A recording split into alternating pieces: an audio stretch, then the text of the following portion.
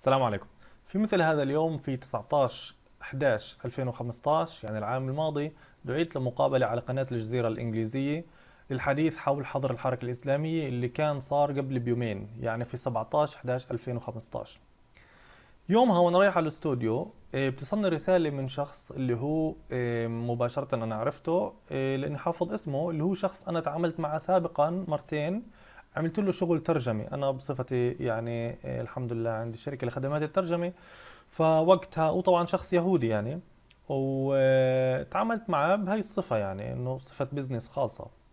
وحتى بعديها الحمد لله يعني اعطاني مهمه جدا صعبه يوميتها، لانه الحمد لله نجحت فيها نجاح ممتاز. اعطاني ريكومنديشن، توصيه او تزكيه جدا قيمه، ومدح فيها شغلي واثنى عليه، وحتى حول لي زباين جداد ثانيين. هسا لما بعث لي الرساله هي وانا بطريق الاستوديو استغربت كثير، حتى ارتبكت، يعني انه شو بعث لي هذا؟ ليش بيسالني هذا الرساله؟ شوف اللي مبين على الشاشه، ليش بيسالني اذا انا رايح على الاستوديو واسع على الجزيره؟ شكيت بصراحة بإشي، وللأسف طلعت شكوكي صح. تبين لي بهذيك اللحظة إنه هذا الشخص كان في ماضيه خادم كمستشار إعلامي لشارون، أو خادم كمان أو مساعد إعلام واتصالات لنتنياهو لما كان وزير خارجية، وأشغل عدة مناصب أخرى إضافة لشغله بالبزنس المستقل يعني. بهذيك اللحظة أنا كنت جدا مرتبك انه هذا الشخص انا بعرفه كزبون لإلي وبده يطلع ضدي على الجزيرة، قناة الجزيرة الإنجليزية، ليدافع عن قرار نتنياهو في حظر الحركة الإسلامية، يعني يعطي شرعية لقرار حظر الحركة الإسلامية. ولما شافوا اسمي قبل بنص ساعة، طبعا هذا من المقابل، لما شاف اسمي كمان هو ارتبك كثير. فهو بعث لي بقول لي معاذ هذا انت اللي رايح هذا انت اللي رايح على مقابلة على الجزيرة. وانا كانت الافكار طبعا يعني براسي نفسها، هل هذا هو متشيل باراك اللي هو رايح على قناة الجزيرة الإنجليزية اللي أنا عملت معاه بزنس؟ باختصار بالأول توترت، بعدين قلت يعني إن شاء الله ربنا بعين، لأنه الإشي مش لإلي إنما موقف لله يعني. ولكن الحمد لله بتوقع إني أعطيت إجابة وافية وكافية. شوف المقابلة والنص والحوار. Israel has banned the northern branch of the country's Islamic movement. Israel says it's all part of an effort to help fight what the West calls the war on terror, but Israeli Palestinians call it persecution to cover up Israel's security shortcomings. This is Inside Story.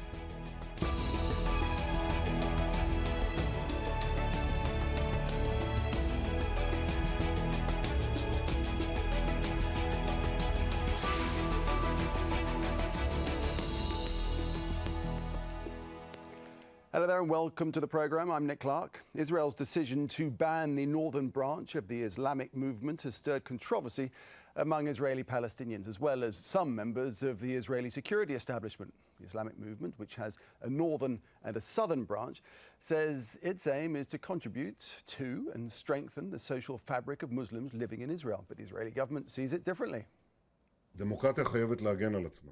Democracy must defend itself. It must defend itself from those who undermine it. The Islamic movement's northern branch in Israel undermines the state. The movement incites violence against innocent civilians and has close relations with the Hamas terrorist organization. And they undermine the state with the aim of replacing it with an Islamic caliphate. As the one responsible for the security of the state, I will not allow this, and therefore the cabinet led by me has decided to outlaw the Islamic movement's northern branch. We have nothing against Islam. We have nothing against the Muslim citizens of Israel, who enjoy full, equal rights. Most of them abide by the law. But we will definitely continue to act against those that incite, against those of them that encourage terror. Our aim is to prevent incitement that contributes to harming innocents. Well, Israel's Minister of Public Security, that's Gilad Erdan, echoed the Prime Minister's comments. He said the state of Israel must serve as an example and a spearhead in the struggle against extremist Islam, whose emissaries we saw butcher innocent people in Paris, New York, Madrid and Israel. Well, that link the Israeli government is trying to make is what casts fear among Israeli Palestinians. Critics of Prime Minister Benjamin Netanyahu say the timing of the decision is political, with the ban announced right after the Paris attacks. The Islamic movement has never publicly aligned itself with any organization accused of carrying out attacks. The group has two branches, as I say, one in the north, one in the south. The one in the north is more conservative than its southern counterpart. It says it advocates for the protection of the Al-Aqsa Mosque compound and campaigns against any Palestinian concessions to Israel. The northern branch has been banned for what Israel calls its close ties to Hamas and the Muslim Brotherhood. Sheikh Raid Salah is the leader of the group. He's been sentenced to 11 months in prison, accused of inciting violence. He has previously told Al Jazeera that the charges against him are politically motivated. So there we have it. For more of this, we're joined now by our guests in Nazareth, Mouad.khateb, who's a member of the Islamic movement. In Jerusalem, we're joined by Mitchell Barak, who's the founder of the Kivon Research Strategy and a communications consultancy. Mitchell has worked extensively serving as an advisor to many Israeli heads of state. Also in Nazareth, Mohammed Zidan, director of the Arab Association for Human Rights. Gentlemen, welcome to you all. It's good to see you here for this important discussion. Mouad, if I could start with you in Nazareth. As we alluded to there in the introduction, Prime Minister Netanyahu says there is a significant body of evidence linking the northern branch of the Islamic movement to Hamas. What do you say to that? Thank you for having me. First, let me please just express something I see very important here. Mr. Mitchell Barak, your guest from Jerusalem, is someone I recognize as a client of mine. I work in the translation industry, and I did some work for him, and he actually praised it like no one ever did praise my work before. And here we stand as rivals today. I am against the decision of banning the Islamic movement, and he's apparently wants to promote and advocate it. And if this would indicate anything, I believe it indicates that we Arabs in general and the Islamic movement only want to live right and to obtain our rights and to live in dignity and in freedom, nothing more. In relation to your question, we in the Islamic movement, or what used to be the movement before its ban, believe that this decision comes within the context of targeting the whole Arab community in Israel. There has been no single proof or concrete evidence against the Islamic movement that shows and testifies that it is involved in one way or another in supporting what Netanyahu called terrorism, or that it has links with Hamas, or otherwise they would have presented those evidence. But in fact, Netanyahu just wanted to exploit the recent tragic incidents in Paris and wanted to show the world that, look, we also have Muslim or Islamic extremists in Israel, and their fate is the same as ISIS, or whatever it is called. But in fact, the Islamic movement was the first, and its leaders were the first among the Muslims in the world who went to condemn ISIL and its atrocities against Syrians before Europeans or citizens of Paris. Right. And Mr. Netanyahu also saying that the Islamic movement has designs on an Islamic caliphate. Is that true? The Islamic movement has a belief. It's a religious movement, and they believe that in some time in history there would be a caliphate like it was before. But there is no link at all with ISIL or any other terrorist organization that claims that it is a Muslim, or that it wants to bring about the establishment of the caliphate. So there's absolutely no link or no connection between the Islamic movement or the so-called ISIL, the Islamic State in Iraq and the Levant. Okay, let's bring in Mitchell Barak.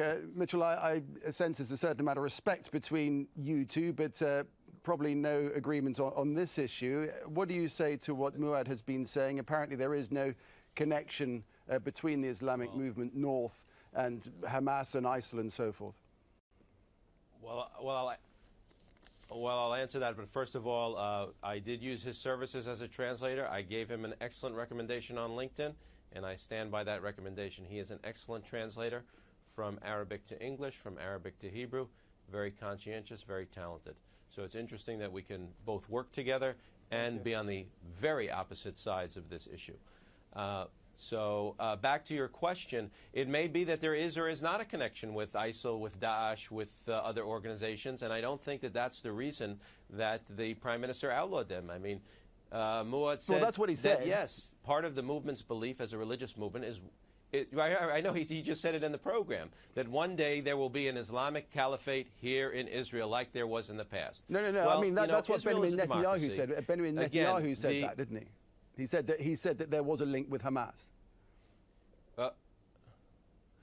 Okay, so you'll have to ask him. I'm not his spokesman. I'm not going to answer for him. I'm going to say that your other guest from Nazareth, mouad.khateb, said that yes, it is true that we believe that one day there will be an Islamic caliphate here in what is Israel today. So it's not even a debate in democracy anymore. When you have an organization that says we want to overthrow the government, or we imagine that one day there will be an Islamic caliphate here and there won't be a government of Israel, and they don't participate in elections, and they don't recognize government institutions, then that's really not part of the debate. But the connection with the Hamas is not what was outlawed. That was not the main reason. I think the main reason that the Prime Minister felt so compelled is because a lot of this terror that's going on in the past 6 or 8 weeks is based on incitement.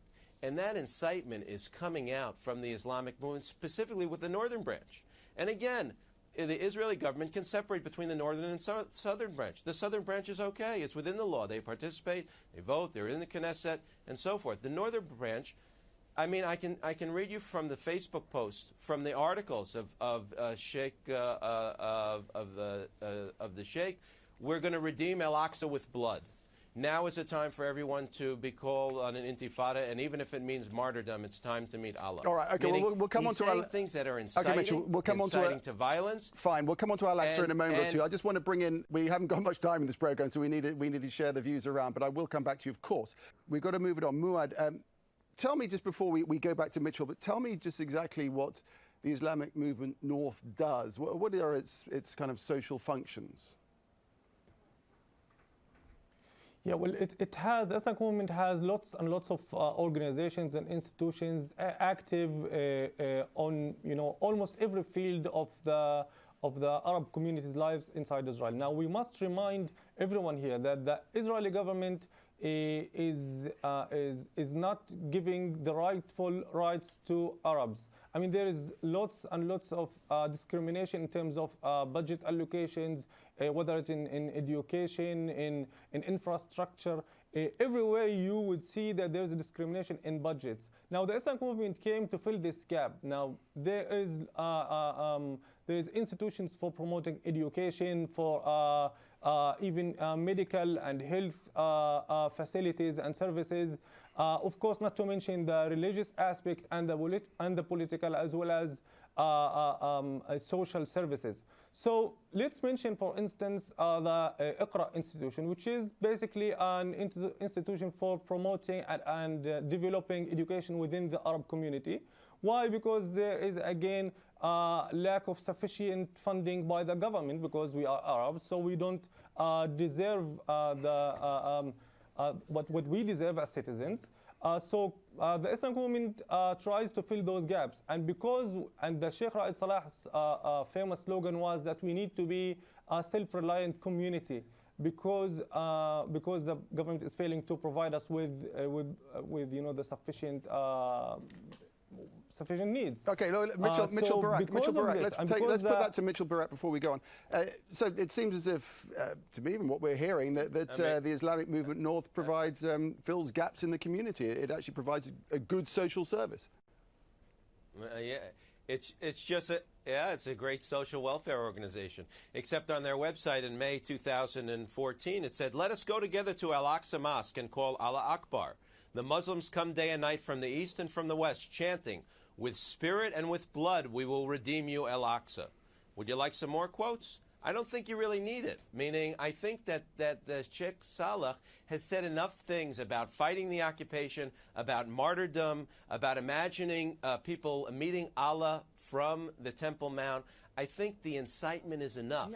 And a lot of what Mitchell, we're seeing here in the last 8 weeks in sorry, Israel, Mitchell. the attacks that are carried out by everyone, and what we're seeing in Paris are people that are reacting to incitement. Now, the interesting thing is, if you remember in the beginning of my remarks, I separated between the Northern Islamic movement and the Southern Islamic movement in Israel, and I said, in the Southern Islamic movement in Israel, they vote in elections, they're part of the Knesset. Okay. It's Yeah, ludicrous you've made that point Mouad already. Can complain about that he can complain about financing and not getting budgets when they don't participate in the elections and they're not in the Knesset. Okay, Who's going to look out for them in the let Mouad Knesset speak if now. they're not Mouad, what's your participating and response becoming to that? elected? But sorry, I mean, we are talking about the Islamic movement, and you bringing in quotes from here and there. You can't just justify such a decision to ban this very major movement, political movement that represents a very large portion of the Arab community by claiming that Sheikh Raed Salah said this. You have to bring real evidence that shows that the Islamic movement has been indeed involved in targeting or inciting against Jews or against Israelis. It's from your website. Just let me finish, please. Let me finish. It's from in fact, your the website. the It's most from your recent website. I'll give you something violence- else from your Hold on. website. No. Hold on, Mitchell. Let Mouad speak. Look, and when someone like Bennett or Lieberman or even Netanyahu said that anyone who is suspected of throwing stones on soldiers, he can be shot and killed on the spot. I mean, that's cold-blooded murder that happened about 90 times. About 90 persons, including 18 young men, children, were killed in the last 2 months only because they were suspected of throwing, or because they were we planning need to move on. I need to stab bring in someone. Mohammed But in Zedan. fact, there You was two no real are evidence. going to bring it left.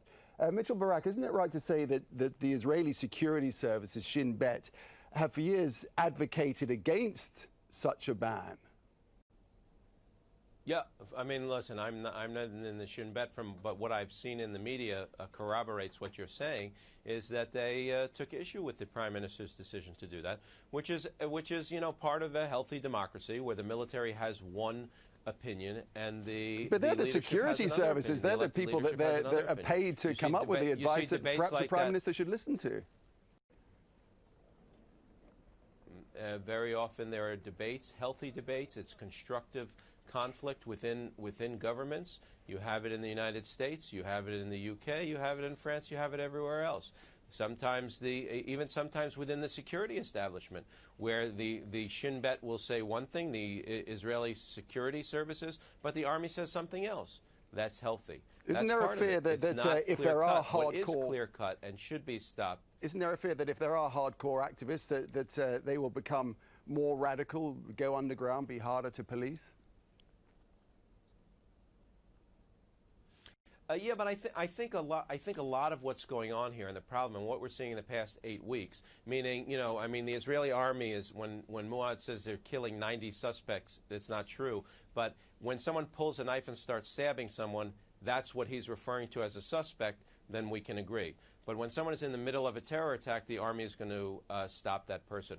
What's going on here in a lot of these terror attacks and a lot of where the Islamic movement in the north fits in is the incitement. It's just everything that they say and how they do it. Again, the finest moment in our destiny is when we meet God as shaheeds in Al-Aqsa Mosque. Okay. The streets of Jerusalem. We've been through this. We've been down this path before. We've been down this path when before. You say you've already read. Okay, you've made that point. I know, we've but already, when you say we've already those made things, that point. We've already right, made that but when point. you say those things and you have a guest. Okay, well, and you have a guest that talks about replacing the Well, Israeli let's hear from that government guest right with now. the Islamic Mouad, what is your Caliphate. response to You see Mitchell? what we're dealing with here. Look, I think that when you need to judge someone or an entity, you have to judge them by their actions. And there is, again, not even one single concrete piece of evidence that shows that the Islamic movement has been involved.